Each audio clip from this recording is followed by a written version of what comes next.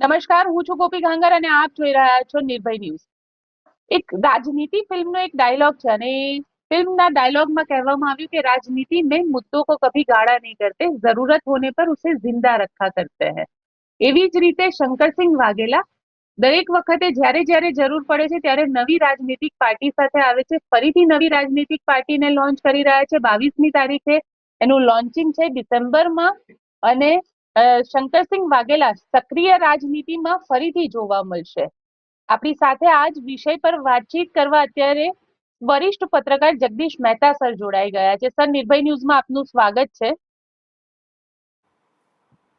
Sir, જે રીતે શંકરસિંહ વાઘેલાએ આજે એક પોતાની નવી રાજનીતિક પાર્ટીની શરૂઆત કરવાની ઘોષણા કરી છે, શું કહેશો? રાજનીતિમાં શંકરસિંહ વાઘેલા આ એક એવો ઘોડો છે જે ક્યારેય ઘરડો નથી થતો।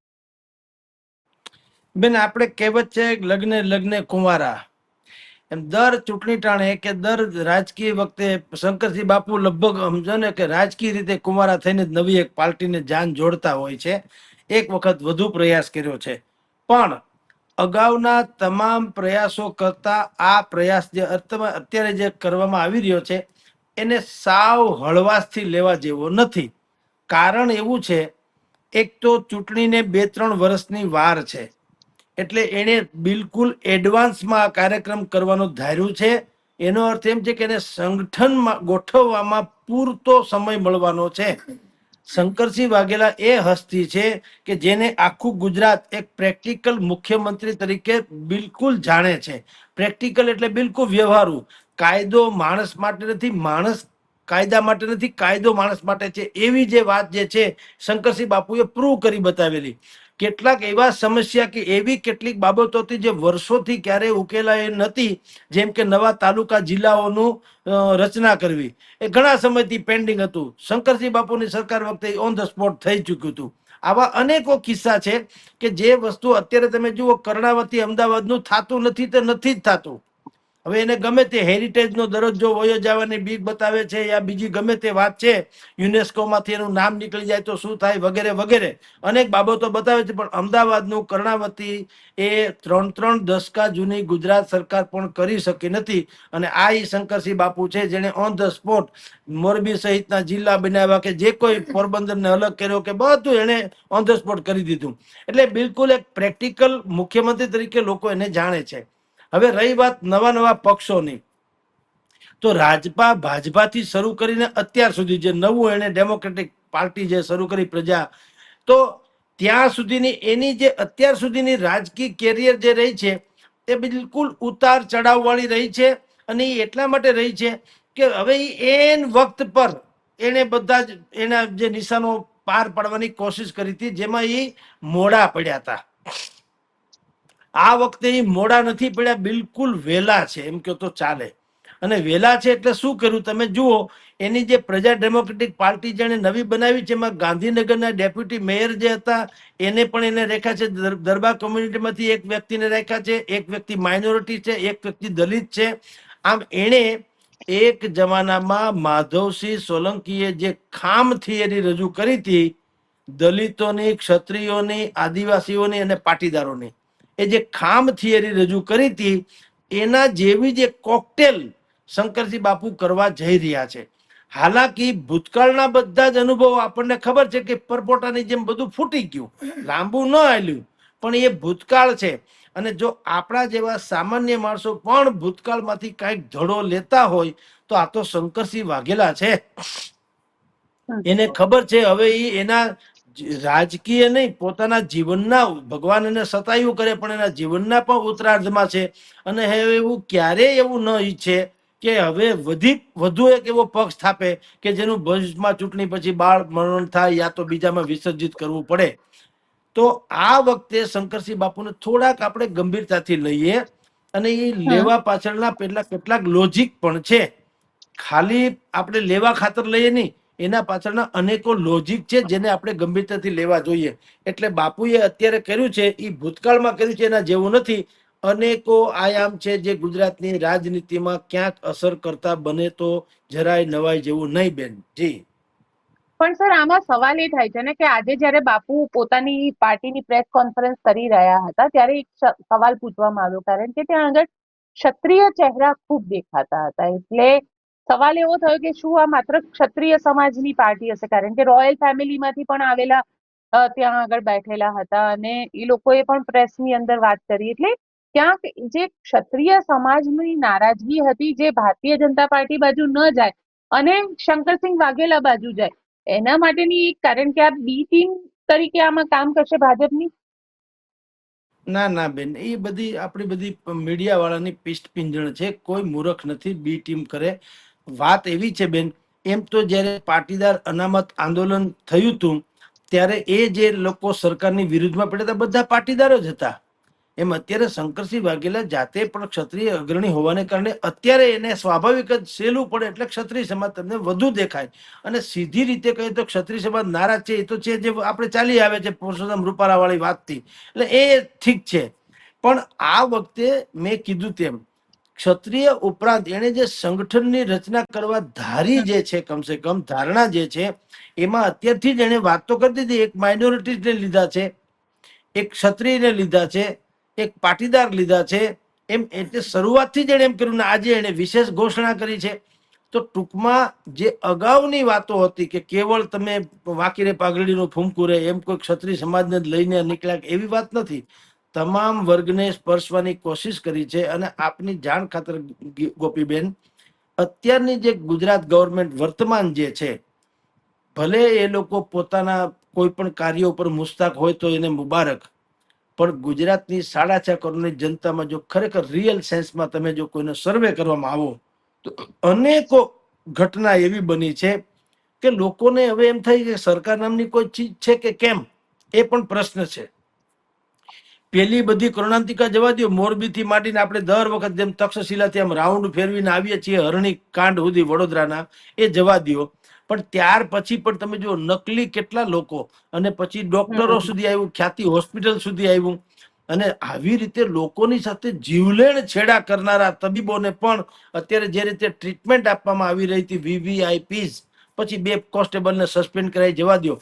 પણ જેના કારણે 2 દર્દીઓએ જાન ગુમાવ્યા છે, બીજા લોકો કેટલાક વેન્ટિલેટર ઉપર છે, અને એને 6 મહિનામાં કે વર્ષ દિવસમાં 20-25 હજાર એવા ફિગર્સ આવ્યા છે કે એને જરૂર ન હોય તો પણ એવા એન્જિયોપ્લાસ્ટી સહિતના તમે જુઓ ઓપરેશન કર્યા છે. અને છતાંય એવા ડોક્ટરને પછી વીવીઆઈપી ટ્રીટમેન્ટ મળે છે. સરકાર તરફથી ધડારૂપ સજા તો જવા દો, હવે એ તો મજાક મસ્કરી થઈ ગઈ, પણ એને ટ્રીટમેન્ટ વીવીઆઈપી મળે છે. એટલું જ નહીં, એ હોસ્પિટલનું ઉદઘાટન નરહરી અમીને કર્યું હતું. આરોગ્ય મંત્રી જે છે એને એને કીધું કે આ બેસ્ટ હોસ્પિટલમાંની એક છે. આ પ્રકારે જે વાત થઈ છે ત્યાર પછી ખ્યાતિ પછી વળી પાછું 6,000 કરોડનું હમણાં કૌભાંડ આવ્યું ભાઈ ભૂપેન્દ્રસિંહ ઝાલાનું. તો તમે વિચાર કરો, મંત્રી કેબિનેટ ને બીજા ધારાસભ્ય જેવા લોકો પણ એનું માર્કેટિંગ ફરતા હતા. એટલે આ બધી જ ઘટનાઓનો સરવાળો તમે જે જુઓ તો જનમાનસમાં એક વાત તો હકીકત છે કે કોઈ જો સારો વિકલ્પ મળે તો, એવું નહીં કે આજ અત્યારે બાપુએ કર્યું ઈ જ છે એવું નહીં, પણ બિલકુલ સારો ન્યુટ્રલ કોઈ સારો વિકલ્પ મળે તો લોકો 100% પસંદ કરે.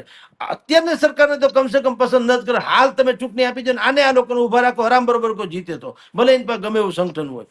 પણ નવી સરકાર રચે સ્વાભાવિક જ છે, એ આપણા ધ્યાનમાં છે તો સરકારના ધ્યાનમાં હોવાની આ વાત.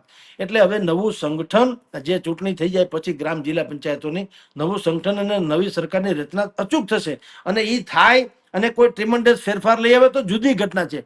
પણ જો એ ન થાય અને આમનામ રગસ્યું ગાડું જો દોડાવ્યા કરે સરકાર અત્યારની, તો લખી રાખો કે શંકરસિંહ બાપુને હળવાશથી લેવા એ મૂર્ખામી ગણાશે. કારણ કે હજી મેક્સિમમ ટાઈમ છે એની પાસે 2-3 વર્ષનો કવાયત કરવાનો. બાપુ સ્વયં આપની જાણ ખાતર એ ભીતરમાં જેટલા રહેશે એટલા સફળ થશે. એ જ્યારે પ્રેસ મીડિયામાં આવે તો પણ એને એની ભૂમિકા સ્પષ્ટ કરવી જોઈએ અત્યારે તો, કે હું સીએમ નો ચહેરો હોઈશ કે નહીં, હા કે ના. અને બીજું એની ભૂમિકા શું હશે. જો તેઓ શ્રી રણનીતિકાર તરીકે રહેવાના હોય અને સીએમ ના ચહેરા તરીકે ભવિષ્યમાં કોઈને પ્રગટ કરવાના હોય તો કદાચિત એને વધુ ગંભીરતાથી લોકો લેશે. પણ જો પોતે અને પોતાનામાં કોઈ ખામી છે એવું નહીં, ગુજરાતની જનતા એવું માને છે કે બાપુ સક્ષમ છે, પણ ભૂતકાળ જે છે ને એ તમારો પીછો છોડતો નથી હોતો. તમે ભવિષ્યને કંડારી શકો પણ ભૂતકાળને નિવારી ન શકો. આ એક દ્વિધા છે.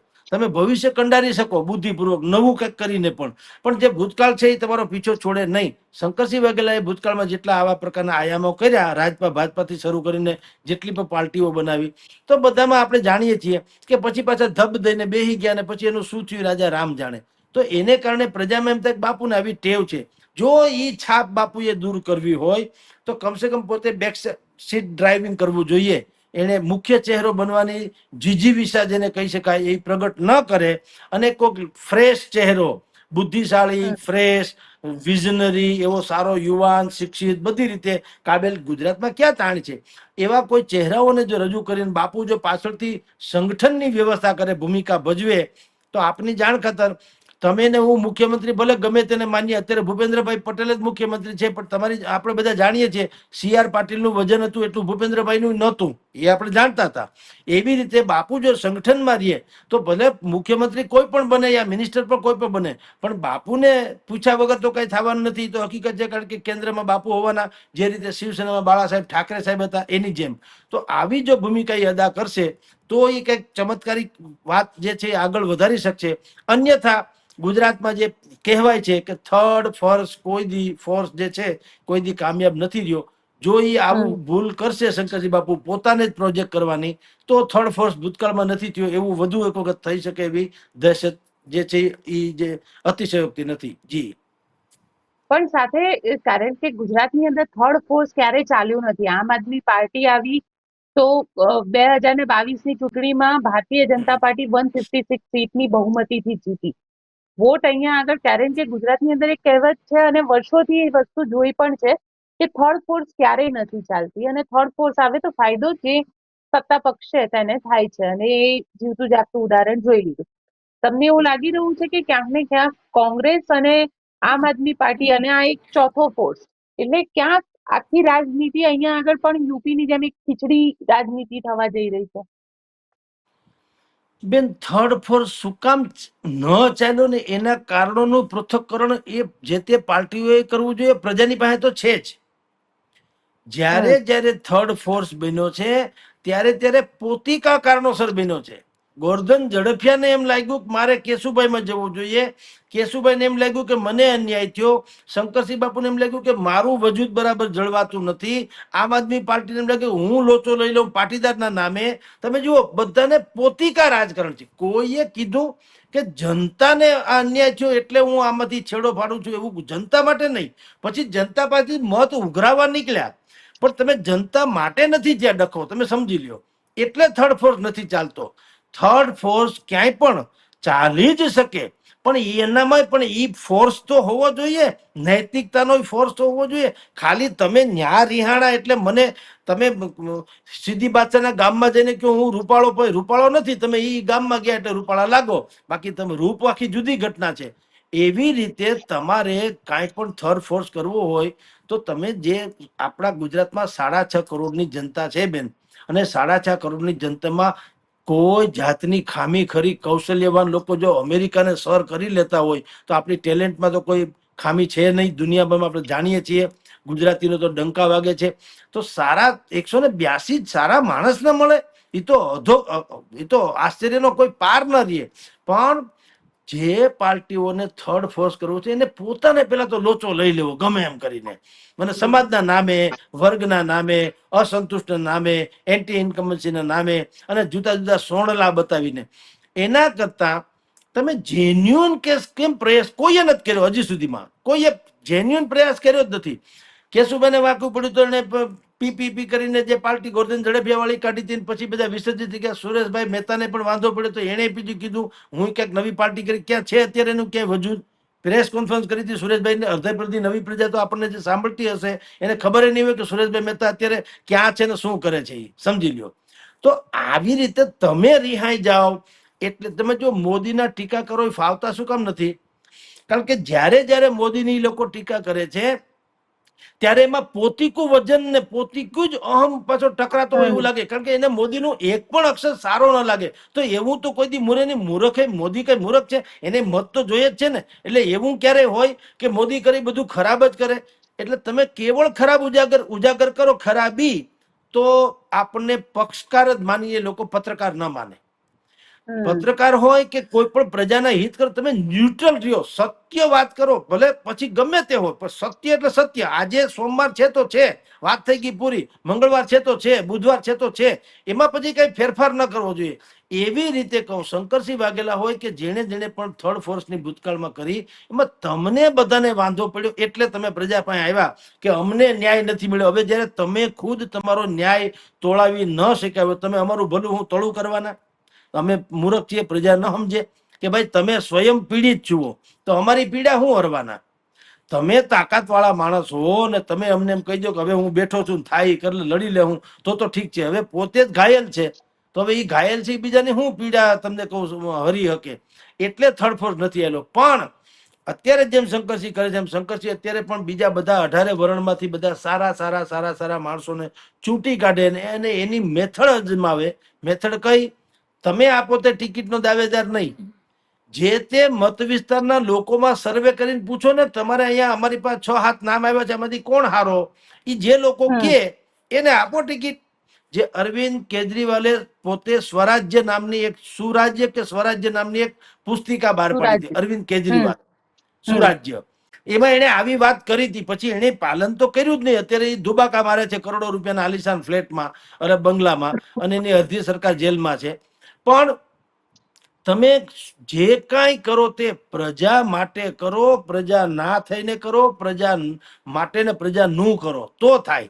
ખાલી વાતું કરે મેળ પડે નહીં. અને હવે જનતા અત્યંત હોશિયાર થઈ ગઈ છે. બધાને ખબર છે કે જેમ કે નરેન્દ્ર મોદી છે વડાપ્રધાન, તો બધા થઈ ગયા, પણ અત્યારે જે દુનિયામાં ડંકો આપણો વાગ્યો, તો બીજાને કઈ મનાઈ તો હતી નહીં કે ડંકો વગાડવાની, તો ન વગાડી શીખ્યા. વિશ્વના કેટલા દેશો જે મુસ્લિમ કન્ટ્રીઝ છે, એને પણ એનો સર્વોચ્ચ ઇલકાબ જે કહી શકાય, આપણે જેમ ભારત રત્ન છે, એમ જે તે દેશનો સર્વોચ્ચ ઇલકાબ છે નરેન્દ્ર મોદીને આપ્યો. શું કામ ભાઈ? કઈ રૂપાળા છે? નહીં. એને એનું માર્કેટિંગ કર્યું તો માર્કેટિંગ, પણ એ કર્યું તો દેશનું ને. મેં ભારત કા રહેને વાલા હું, ભારત કી બાત સુનાતા હું, તે મનોજ કુમારની જેમ અત્યારે કર્યું છે નરેન્દ્ર મોદીએ, તો ડંકો વાગે છે ભારતનો વિશ્વભરમાં. એવી રીતે વિઝનરી માણસ તમે શોધો. 182 જણાને 182 કે ભાઈ આ 182 અમારા આ ઉમેદવાર છે. હવે એ સ્વયં એક ઓળખ હોવી જોઈએ, ઉમેદવાર પોતે. એમાં તમે મૂકો એટલે હા, એને પાછું એનું બ્રાન્ડિંગ કરવાની જરૂર નથી. લોકોને અફસોસ થવો જોઈએ કે આપણે આને મત નહીં આપ્યો, એનો અફસોસ થવો જોઈએ. અને હું એક નાનકડું ઉદાહરણ આપું.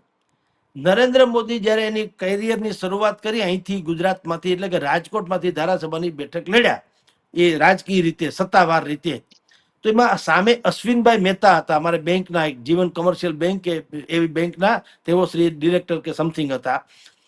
એ અશ્વિનભાઈ મહેતા એટલું સાલસ વ્યક્તિત્વ, એટલા સુંદર વ્યવસ્થિત, એટલે ટૂંકમાં એ નિષ્કલંક વ્યક્તિત્વ સમજી લ્યો, અને બિલકુલ મહાજનને શોભે એવા. બધાને ખબર હતી કે ચૂંટણીનું પરિણામ છે, ભારતીય જનતા પાર્ટી વાળા તાકાત વાળા છે, સામદામ દંડભેદ નહીં, પણ એની પાસે તે દિવસે તો એવું હતું કે ભારતીય જનતા પાર્ટી છે, બીજું કશું દેખાતું નતું. એટલે એની જીત નિશ્ચિત હતી નરેન્દ્ર મોદીને. વજુભાઈ વાળાએ સીટ ખાલી કરી આપી. પણ આપની જાણ ખાતર, જેટલો જશ્ન નરેન્દ્ર મોદી જીતાનો નતો મનાવાયો, એટલો ગમ અશ્વિનભાઈ મહેતા હાર્યાનો લોકોએ અનુભવ્યો હતો કે ભાઈ એક સારા માણસને આપણે યા તો હરાવવો પડ્યો યા હારેલો જોવો પડ્યો. આવું થયું હતું. તો એવા અશ્વિનભાઈ મહેતાઓની ક્યાં તાણ છે ભગવાન ગુજરાતમાં? તો એવો જો કોઈ આયામ કરે થર્ડ ફોર્સ વાળા, અને પેલા તો આ જે રીઢા ગુનેગારો જેને કહી શકાય, એ ટાઈપના જે રાજકારણીઓ છે, પ્લીઝ એને કે તમે જરા સાઈડમાં રહ્યો ભાઈ સાહેબ, અને કોઈક દુનિયાને ફ્રેશ આવવા દો, જગત ચોખ્ખી હવા આવવા દો, સુંદર હવા આવવા દો, તંદુરસ્ત રહે એવી એવા ચહેરાઓને રજૂ કરો, તો ઓબ્વિયસલી થર્ડ ફોર્સ સફળ થાય જ. પણ એનો એમ જે છે એ સુરાજ્ય આપવાનો હોવો જોઈએ. થર્ડ ફોર્સ નું ગુજરાતી એ પણ નહીં કે માં મને છોટી થી ગાંધી ધોતી પહેરે છે, મેં ગાંધી બન જાઉં, એમ પાછું નહીં. હા, પોતાને ઇવન તો આપણા જેવાને કોઈ રાખે, આપણા મગજમાં લોચો હોય કે અમે ક્યાંક હવે આમાંથી શિરામણ કરી લઈએ, એ નહીં. એ બાકાયદા એવા લોકો હોવા જોઈએ કે જેને એમ થાય કે ભાઈ તમે મને તક આપો છો. એ પ્રાણે લોકો કે ના તમે ઉભા રહ્યો ઉભા રહ્યો ઉભા રહ્યો, જે રીતે મહેન્દ્ર મસરૂને લોકો ઉભા રાખતા હતા જુનાગઢમાં. બિલકુલ. આપની જાણ ખાતર લોકો વાહન લઈને ફોર્મ ભરવા જાય ને, આ લોકોના ખભે બેસીને જાતા ને એના ફી જે ભરવાની હોય, ઉમેદવારી ભરવાના પૈસા એ પણ લોકો ફંડ ફાળો કરીને આપતા, આવું મેં સાંભળ્યું છે. તમે કલ્પના કરો તેની લોકપ્રિયતા કેવી હશે, એની નિષ્ઠા કેવી હશે. અને હજી પણ તમને મળે, એ બરમુડા પહેરેલો માણસ તમને જુનાગઢની હોસ્પિટલમાં મળે આજની તારીખે. લોકોના સેવામાં તમે કે લોહી જોઈએ તો લોહી આપે, બાકીની કઈ સુવિધા જોતી હોય તો એ કરી દે. લીલી પરિક્રમા બધા ફરી દે, તો પછી એમાં ગંદકી હોય સાફ કરી દે. તો આવો જે વ્યક્તિ હોય તો કોણ એને ન ચાહે. એવા વ્યક્તિ શોધવાની જરૂર છે. આ લોકો શું કરે છે કે નહીં, માથા ભટકાડો, અને પછી બધા સમજે છે કે ભાઈ તમે તમારા માટે થઈને લડો છો ચૂંટણી, અમારા માટે નહીં, તો અમારે શું કામ ભાઈ શહીદ થઈ જવું. તો પછી અજાણ્યા મિત્ર કરતા જાણીતો શત્રુ શું ખોટો એમ. જી બિલકુલ સર, તમે કીધું માથે માથા ભટકાળે છે, પણ આ માથામાં બીજા પણ માથા ભટકાઈ રહ્યા છે, અને એ છે જયેશ રાદડિયા અને નરેશ પટેલ. કારણ કે જયેશ રાદડિયાનું જે નિવેદન આવ્યું છે, એ નિવેદન ક્યાંક ને ક્યાંક આમ જોવા જઈએ તો સમાજ માટે પણ એક એલાર્મ જેવું છે. કારણ કે વિઠ્ઠલ રાદડિયાનો દીકરો અને જયેશ રાદડિયા આ પ્રકારનું નિવેદન આપે, ક્યાંક તેને કહી શકાય કે સમાજ આને કઈ રીતે જોશે. જુઓ, સમાજ એટલે કે પાટીદાર સમાજ સહિત બહુ લોકો અત્યારે દ્વિધામાં છે. આ એવી વોર ચાલી રહી છે અત્યારે, ખોડલધામ વર્સિસ સરદારધામ. નરેશ પટેલનું ખોડલધામ, અને ભાઈ ભારતીય જનતા પાર્ટી પ્રેરિત કયો તો એ, કારણ કે પરેશ ગજેરા એ ખોડલધામમાંથી જુદા થઈને સરદારધામ બનાવ્યું છે. જયંતિ સરદારા જેની ઉપર હુમલો થયો હતો તે, એ લોકોએ સરદારધામ બનાવ્યું. નરેશ પટેલની વિચારસરણી કોંગ્રેસ તરફી છે, એ જગ જાહેર છે. એમાં હવે કાંઈ છુપાછુપી જેવું રહ્યું નથી. એટલે ભારતીય જનતા પાર્ટી તરફી જે લોકો હતા, કારણ કે ખોડલધામમાં રહેવું, તો જે લોકો પરેશ ગજેરા જેવા જેટલા હતા, અત્યારે પરેશ ગજેરા શું છે, રાજકોટ બિલ્ડર એસોસિએશનના પ્રેસિડેન્ટ છે. હવે આપને ગોપીબેન ખબર છે ને આપણને સાંભળવા વાળાને ખબર છે, બિલ્ડિંગ કન્સ્ટ્રક્શનનો એક એવો ધંધો છે, આમ તો કોઈ પણ ધંધા હવે એવા થઈ ગયા હોટલ સહિતના, કે તમારે સરકારની હારે સારી ઓલી ગાંઠ હોવી જોઈએ તો તમારો મેળ પડે, નહીતર મેળ પડે નહીં. કારણ કે એમાં 18 વાંકા હોય, વાંકા ત્રાહા કરીને ગમે એમ કરીને ગોઠવવાનું હોય. તો એ સંજોગોમાં ઈ ખોડલધામમાં હોવાથી કેટલાક કામ અટકી પડતા હતા બુદ્ધિપૂર્વકના, તમારી જાણ ખાતર. એ નરેશભાઈ સ્વીકારે, આખું જગત સ્વીકારે છે. પછી એમાંથી આ લોકો બુદ્ધિપૂર્વક જુદા પડ્યા. કોણ? પરેશ ગજેરા આણી મંડળી. એને કીધું ભાઈ અમારે જુદું પડવું. તો બંધારણ એવું હતું ખોડલધામનું કે કોઈએ ચૂંટણી લડવી હોય તો પેલા આ ટ્રસ્ટમાંથી રાજીનામું આપી દેવાનું. રાજીનામું એને આપી દીધું, જુદા થઈ ગયા. પણ આપની જાણ ખાતર જે મુશ્કેલી છે તે શું છે? નરેશભાઈ પટેલ સીધી રીતે, પહેલી વાત તો એ પોતાની કોઈ વાત જાહેર નથી કરતા કે સત્તાવાર રીતે ભાઈ હું કોંગ્રેસનો છું, એમ સીધી વાત. જેમ રાહુલ ગાંધી છે, એના પ્રત્યે કોઈને એ તો શંકા નથી કે એ કોંગ્રેસમાં એ રહી શકે, કદાચ આપમાં કરી જાય કે ભાજપમાં, એવું કઈ છે નહીં. એક કન્ફર્મ તો છે કે ભાઈ કમસે કમ કોંગ્રેસમાં છે, જેવા છે એવા કોંગ્રેસી છે, નરેન્દ્ર મોદી ભાજપમાં છે. નરેશ પટેલ શું છે એ હજી બધી રહસ્યનું પડીકું છે. એ જ્યારે પણ ચૂંટણી આવે એને ગલગલિયા થાય, જ્યારે પણ ચૂંટણી આવે ત્યારે એ બધી વાત કરે, હું એમ કે સેવાનું ઓલા સમાજનું જે સર્વે કરાવું, સમાજ કેસે એમ કરું. અને પછી બધું 6 મહિના બધું હાલે, વંટોળ આખો જાગે, બધા લોકો એને પગે લાગવા આવે, અને બધા જે કઈ હાટા ડોઢા થાય તે પછી ધબ દઈને પાણી બેસી જાય. આ પરિસ્થિતિને દૂર કરવા ભારતીય જનતા એ લોકોએ શું કર્યું કે આપણે નરેશ પટેલની લીટી નાની નથી કરવી, આપણે આપણી મોટી કરો, એટલે એ આપણા નાના થઈ જશે. એટલે જેવું ખોડલધામ છે એના કરતા 10 ગણું સારું સરદારધામ બનાવ્યું. અમદાવાદમાં છે, અહીંયા રાજકોટમાં બનવાનું હતું. 15મી ડિસેમ્બરની ભૂમિપૂજન હતું, પણ મુખ્યમંત્રીનો સમય ન મળ્યો, એટલે હવે એ કમુરતા ઉતર્યા પછી જાન્યુઆરીમાં મકર સંક્રાંતિ પછી થશે થવાનું. હવે શું પ્રોબ્લેમ છે કહું નરેશભાઈને, જયેશભાઈને, ના અંદર ખાને જયેશભાઈ પટેલ અને નરેશભાઈ પટેલ, એના જે બંને ગ્રુપ છે, બંને વ્યક્તિગત ને બંનેના ગ્રુપ જે છે, એમાં જબરો જે છે ને હુંસાતુસી ખેંચા ખેંચી ચાલે છે. શું ચાલે છે? ખોડલધામમાં જેટલા દાતાઓ ભૂતકાળમાં તો કોમન હતું, એટલે બધા દાતાઓ ત્યાં જતા હતા ઓબ્વિયસલી. હવે શું થાય છે? જયંતિભાઈ સરદારા જુદા પડ્યા, પરેશભાઈ ગજેરા જુદા પડ્યા, અને બાકી બધા પણ જે છે નરેશભાઈની સાથે વૈચારિક રીતે જયેશભાઈ રાદડિયા પણ નથી. બરાબર? તો હવે શું થાય છે કે જેટલા લોકો દાતાઓ ખોડલધામમાં આવે છે, એમાંથી બુદ્ધિપૂર્વક અમુક લોકો અમુક રીતે એને આ તરફ વાળી લે છે. કે ભાઈ તમે અહીંયા પણ આપો સરદારધામમાં, કારણ કે આ પાટીદારોનું છે. બલકે આમાં તો લેવા ને કડવા બંને પાટીદારો છે. ખોડલધામમાં શું છે, લેવાનું પ્રતિનિધિત્વ વધુ છે. હાલાકી જ્યારે શરૂઆત થઈ ત્યારે નરેશભાઈ પટેલે કીધું હતું કે આ સંસ્થા જે છે કડવા અને લેવા, કુશ અને લવ, લેવા એટલે લવ અને કડવા એટલે કુશ. ભગવાન રામચંદ્રજીના જે બે સંતાનો છે લવ અને કુશ, એના ઉપરથી એમ કે આપણે એના વંશજો છીએ, આપણે બધા એક થઈ જઈએ. એના માટે તો આ સંકુલ બનાવવામાં આવ્યું હતું. પરંતુ પછી કેટલું પૃથક્કરણ કરવામાં આવ્યું. પૃથક્કરણ શું થયું કે ભાઈ જે ઊંઝામાં ઉમિયા માતાજી છે, ઉમિયા માતાજી કડવા પાટીદારોની જ માતાજી છે. જ્યારે કે ખોડલમાં જેને લેવા પટેલ માતાજી માને છે, એ ખોડલમાં ખાલી લેવા પટેલ નહીં, અનેકો વર્ગ એવા છે, નહીં ને તો 16 જેટલી જ્ઞાતિ કે વર્ગ તમે કયો એ એવા છે જે માં ખોડલને પોતાના કુળદેવી માને છે. 16 જેટલી, 16 એટલે અહીંયા ખોડલધામ બન્યું એટલે મેં 16 બીજા બીજા સ્વરૂપો ત્યાં પ્રગટ એની પ્રતિષ્ઠા કરવામાં આવી. અન્ય 16 કરવાની, 16 જેટલા પ્રતીકોની માતાજીની, રાઈટ. પણ ઉમિયાજીની નહીં. શું કામ? ઉમિયાજી માતા જે છે એ એવા ઐતિહાસિક અંગ્રેજોના વખતનો ઇતિહાસ શોધી કાઢ્યો કે 1800 આળેગાળેનો, 1850 આળેગાળેનો ઇતિહાસ. એમાં એમ લખ્યું કે ઉમિયા માતાજી છે એ કડવા પાટીદારોની જ જે એમ કે કુળદેવી છે. એટલે એની પ્રતિમા અહીંયા જે પધરાવવાની થતી હતી એ હજી અટકી ગયું, કારણ કે એમાં તો પછી ખાલી એમ કે કડવા જ થાય. એને બદલે આપણે આ લેવા પાટીદારોને રાખી, જેને 16 વર્ગના લોકો જે છે પોતપોતિકા જેને જેને માતાજી માને છે, કોઈ અન્નપૂર્ણા માને છે, કોઈ ફલાણું માને છે, બધી દેવીઓ જે છે 16 પ્રતીકો અહીંયા પધરાવવામાં આવ્યા છે. હવે આ બધું લેવા લેવા લેવા લેવા ટૂંકમાં થઈ ગયું. કડવાને લેવા એક કરવાની વાત હતી, થઈ નથી. સરદારધામ જે બને છે પરેશ ગજેરા વગેરેનું, જેનું અત્યારે ડખો ચાલે છે આમ જુઓ તો, એમાં લેવા કડવા બધા છે ને ઇતર સમાજ પણ. લેવા કડવા ખાસ, એમાં કડવા પણ છે. અને આપની જાણ કડવા એટલે ભૂપેન્દ્રભાઈ પટેલ ચીફ મિનિસ્ટર છે, એનો પણ એમાં બિલકુલ સહયોગ છે અને આશીર્વાદ છે. સમજી લ્યો. આ 15મી ડિસેમ્બરે જે ભૂમિપૂજન હતું એ ભૂમિપૂજન કરવા પણ કોણ આવવાના હતા? ભૂપેન્દ્રભાઈ પટેલ. અને હજી ભવિષ્યમાં આવશે, પણ એ ક્યારે એનો સમય ન મળ્યો એટલે કેન્સલ કર્યું. હવે કમૂરતા પછી આવશે એટલે ત્યાં આવવાના. એટલે સીધી રીતે કહું તો કડવા પાટીદારોનું રાજકારણ જે છે અથવા તો સમાજકારણ છે એ સંસ્કાર ધામ સરદાર ધામ સાથે છે. લેવા પાટીદારોનું જે એ ખોડલધામ સાથે છે.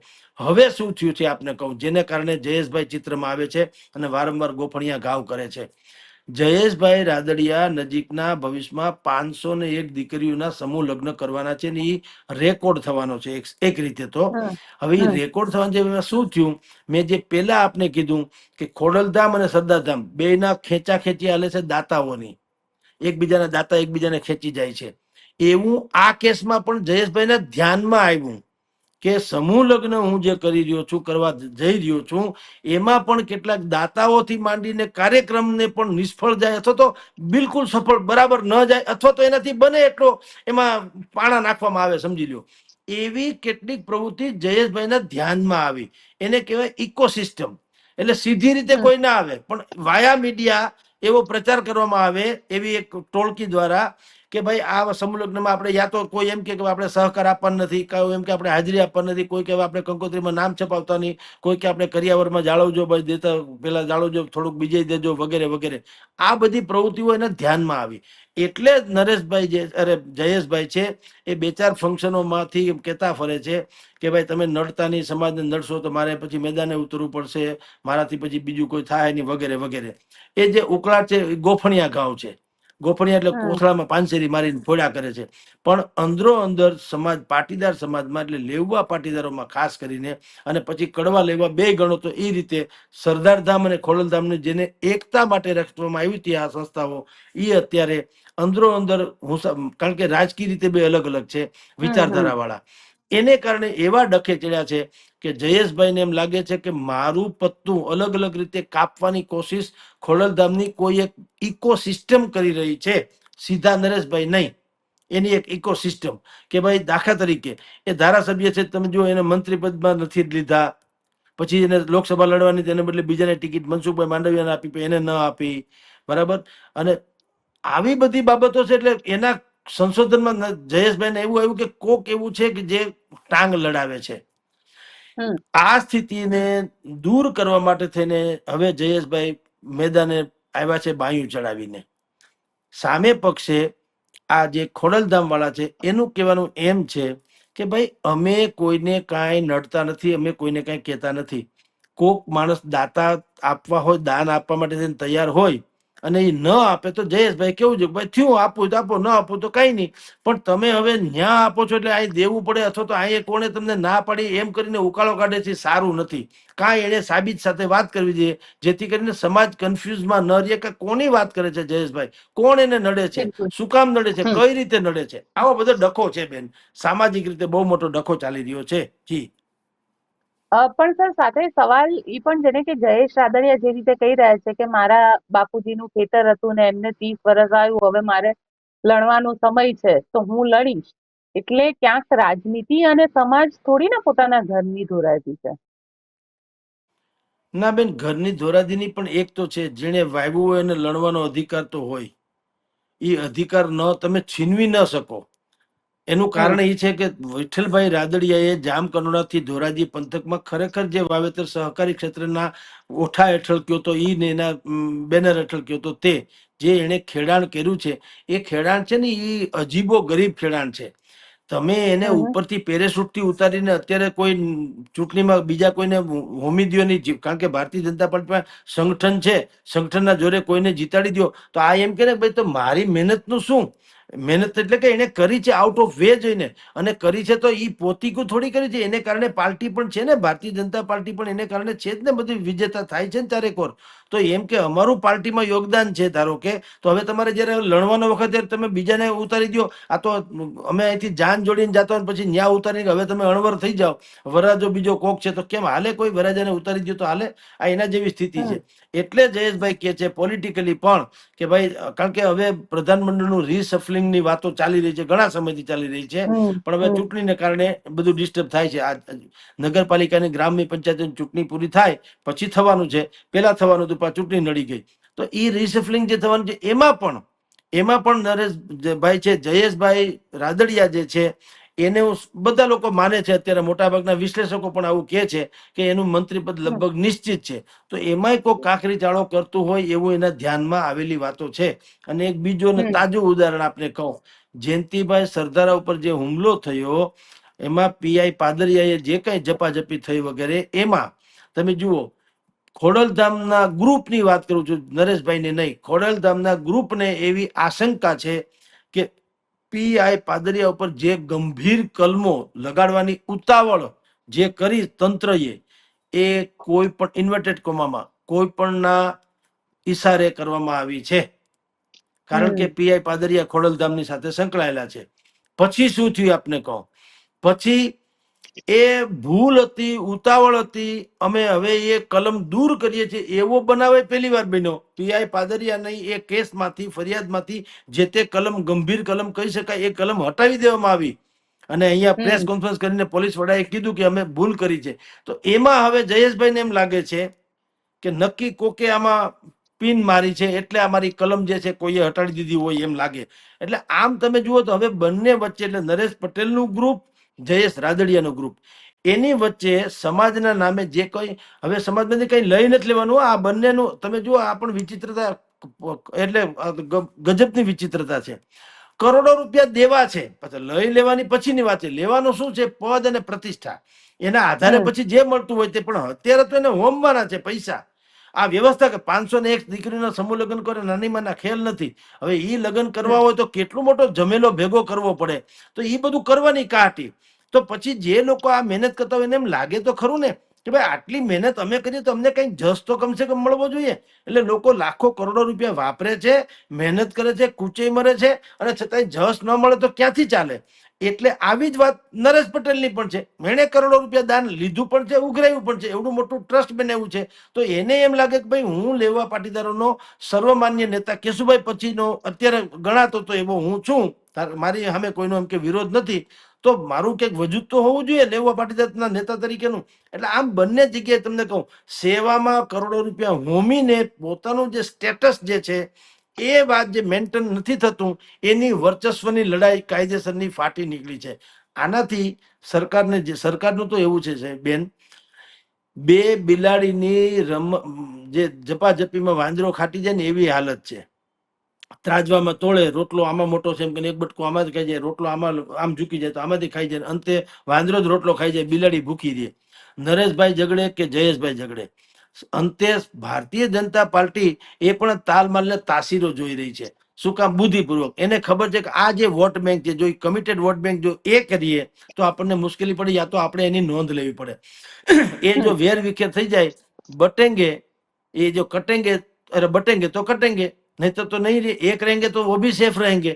એટલે આપણે બુદ્ધિપૂર્વક ખેલ પાડો, એટલે તો એ ખોડલધામની વર્સિસ સરદારધામ બની રહ્યું છે. એટલે બધું વેર વિખેર થઈ જાય. પણ આનાથી મોટો સરકારને જે હોય, પણ પ્રજાને શું નુકસાન, પ્રજાને એટલે પાટીદાર સમાજને શું નુકસાન થવાનું છે એ બેન આપને કહું કે જયેશભાઈના કુટુંબમાં કોઈ વ્યક્તિ દીકરા દીકરી વેવાય વેલા છે, માની લ્યો આડા આવલા, પણ હવે એને દીકરી લેવા પાટીદારને કારણે એને નરેશભાઈના કોઈ ગ્રુપમાં દીકરી લીધી કે દીધી.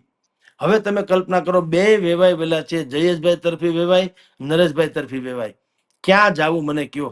ફંક્શનમાં જયેશભાઈ નું ફંક્શન હોય એમાં ઈ જાય તો અહીંયા ડખો થાય, નરેશભાઈ ના ફંક્શનમાં જાય તો આ બાજુ ડખો થાય, બંને તરફ આ મુશ્કેલ. એટલે આવા પાછા અનેકો હોય ને. આ તો મેં એક એક્ઝામ્પલ આપ્યું. ખોડલધામને માનનારો મોટો વર્ગ છે, સરદારધામને માનનારો મોટો વર્ગ છે. હવે એ બધા છે પાછા પાટીદારો, લેવા જ મોટા ભાગના લેવા પાટીદાર છે, કડવા તો કોક છે. તો એ લેવા પાટીદારો એ બે કોઈને રોટી બેટીને વ્યવહાર તો છે જ. હવે એમાં આ જે આ વૈચારિક ધ્રુવીકરણ થયું છે, એમાં કયા વેવાએ ક્યાં જવું, એટલે સમાજ આખો તુત્તર વિત્તર થઈ ગયો છે. સમજી લ્યો, રાજકારણનું જે થવું ય થાય, પણ સમાજકારણ જે એકતા સમાજની હતી પાટીદારોની, એને બહુ મોટી હાનિ પહોંચે એવી સંભાવના છે. એટલે આ તો જેટલું સત્વરે કોઈક વચ્ચે ડાયા માણસ પડે અને જેટલું સત્વરે આ રહેણ થાય એટલું વધુ સારો છે. નહીતર તો મોતી ભાંગું વિંધતા અને મન ભાંગું કવેણ, ઘોડો ભાંગો ઠેકતા એને નહીં હાંધો ને નહીં રેણ. પછી આ થાહે નહીં, બહુ મોડું થઈ ગયું હશે. બને એટલી ત્વરાએ આ સમાધાન કરાવવું ઘટે પોલિટિકલી પણ. જી બેન. જી સર, આપણે અમારી સાથે વાત કરી તેના માટે આપનો ખૂબ ખૂબ આભાર. જી બેન, નમસ્કાર. તો આપ શું વિચારો છો, અને આપ પોતે શું માનો છો કે જયેશ રાદડિયા અને જે રીતે નરેશ પટેલ, આ બંને વચ્ચે જેટલા મતભેદ થઈ રહ્યા છે, આ મતભેદને લઈને આપનું પોતાનું શું કહેવું છે? અને કોમેન્ટ બોક્સમાં ચોક્કસથી લખીને જણાવજો, અને અમારી ચેનલ નિર્ભય ન્યૂઝને લાઈક, શેર અને સબસ્ક્રાઇબ કરવાનું ભૂલશો નહીં. આભાર.